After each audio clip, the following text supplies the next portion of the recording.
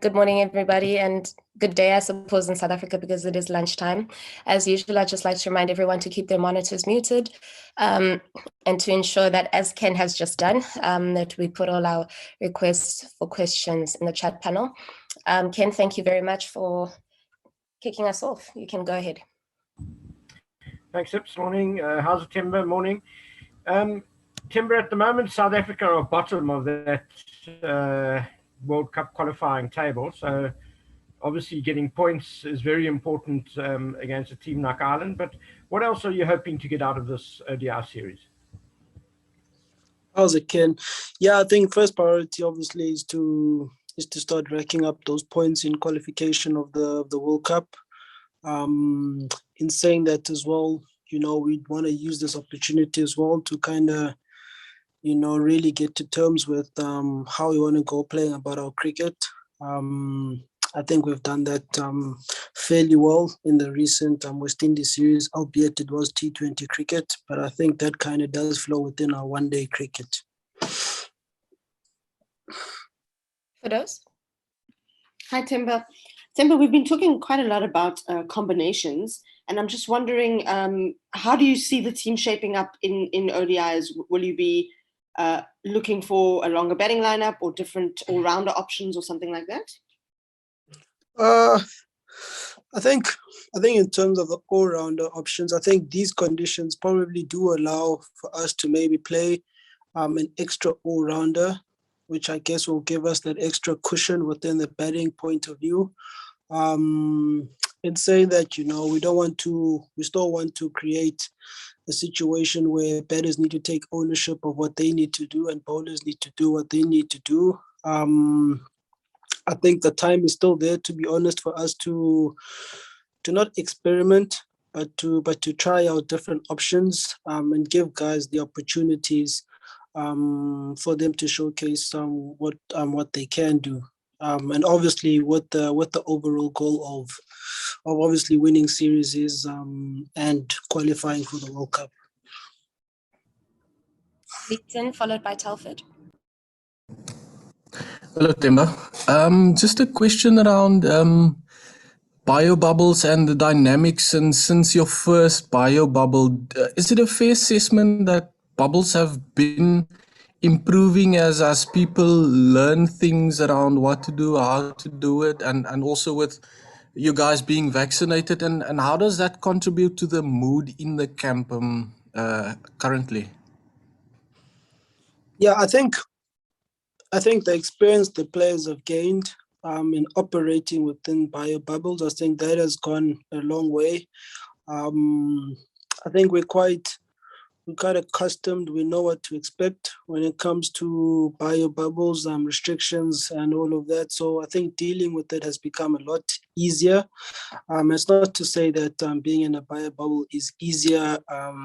It's friendly, it's ideal. I think it's far from that.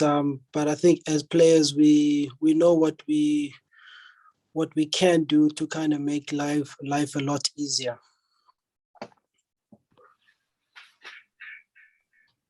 Telford? How's it, Temba? It's probably a useful thing that you, the captain in both white ball formats in a T20 World Cup year. And so how does, I understand you've got to pick up points, obviously, in this format, but what's the use of an ODI series in a T20 World Cup year? Does it give you room to breathe and to work things out, or are there not many similarities at all? Thanks, Telford. No, I think there definitely are similarities. As much as it's T20 and 50 over, I think the style, the philosophy, the thinking is generally quite the same. And we'd like to be able to carry on that same type of language, that same type of feel throughout both formats. We're quite fortunate, as a South African team, that we have a majority of our guys who do play 50 over as well as T20. So when you talk about the culture, it becomes easy to kind of allow that to flow. And the language as well, it allows us to kind of speak the same type of language throughout the different formats. As you said, results results are what we're chasing, and even in the T20 stuff, we are chasing results, and the 50 over stuff, it is no different. But in pursuit of those results, we know that there's a process that we'd like to master, and that's where, to be honest, where our main focus is. Percy? Thank you so much, Sibukazi. Good day, Skipper. Temba, can I ask you? There's always this at risk that a top tier, and I'm not sure if I'm using the right language, a top tier nation like yourselves, the Proteas, playing against like a lower tier nation like against Ireland. Is there a risk of you guys having such a good series in the West Indies resting on your laurels, or are you guys approaching the series with the ruthlessness that you guys are hoping to going forward into the future? Yeah, I think I'll answer yes to both your questions. There obviously is the danger of us being complacent and expecting things to kind of happen. I think, it's probably, I don't think I'd be overzealous to say or think that, we're seen as favorites coming into this tournament. But I think, our focus, to be honest, is away from the result. And like I said, in us mastering our process. We come here to Ireland in different conditions to what we are used to back home, in different conditions to what we came across in West Indies. And the challenge for us will to find a way to dominate and master the conditions here. So that's where our focus is. And I believe if we heavily invest our energy and bring about a certain intensity to that, I think we will get the results that we would want. Stuart, and then Firdaus. Anyone else would like to take that last question after Firdaus? Please indicate on the chat panel. Cool. Thanks, Sibukazi. Hi, Temba. Just on one player in particular, Andile Peshakwayo. Earlier this year, Heinrich Klaassen made the remark when he was captaining them the team in the T20s against Pakistan that Andile had kind of had a crisis of confidence, or he lacked a bit of confidence. I was wondering, having been with him for the last couple of weeks now in West Indies and now again in Ireland, have you found that there's been a change as far as that part of Andile's game is concerned and how he's feeling? And do you see him still playing a big role in the starting 11 for the Proteas? To start with your last question or point, I think I definitely see Andile playing a big part within the Proteas. I think he's an integral member of our squad, considering that he's one of the few guys with considerable amount of games and experience behind him. And I think a guy like that cannot be simply just thrown about in the wayside. So for me, he still plays a massive role within our team. In terms of confidence, I think, confidence is, I guess, is such a volatile thing for all of us as cricketers, as sportsmen. There's days you wake up, you feel on top of the world. Other days you feel like you don't know which end to hold the bat. So I don't think there is something that's unique to Andile. And I think the best thing that we can do as players is just to support him. Me being the captain is just to keep speaking to him, trying to get his mind to be as clear as possible, and make sure he can play his best type of cricket. The state that he is now, I think that he's in a good state.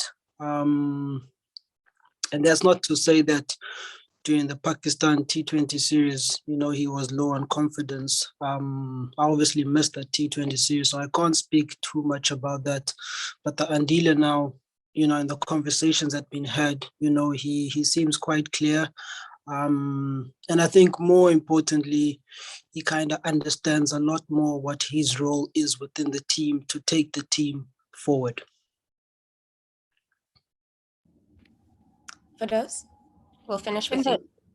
Thank you. Temba, yesterday the Irish captain was talking about the World Cup qualifying process as being what he thought was quite fair, and said, especially for a team like Ireland, if they don't qualify, they kind of only have themselves to blame. But he hinted that for teams that end like 5th, 6th or 7th on the log and have to go into qualifiers, it could be quite stressful. Just how do you view the process? Is this a more fair way of getting teams to qualify? Is it something that you're quite looking forward to being a part of? Thanks for those. To be honest, I can't speak too deeply about the process. I've only just, come into this responsibility. I've never been part of a World Cup qualifying process before.